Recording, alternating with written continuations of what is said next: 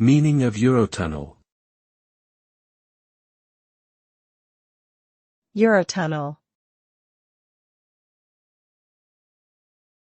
Eurotunnel. Eurotunnel. Eurotunnel. Eurotunnel is a transportation infrastructure project that spans the English Channel, linking Britain and France.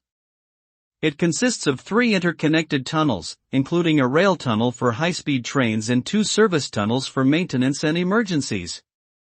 The concept of creating a fixed link between the 2 countries was first proposed in the early 19th century, but construction of the tunnel only began in the late 20th century after decades of planning and debate. The Eurotunnel has since become a vital transportation link, facilitating the movement of people, goods, and services between Britain and the continent.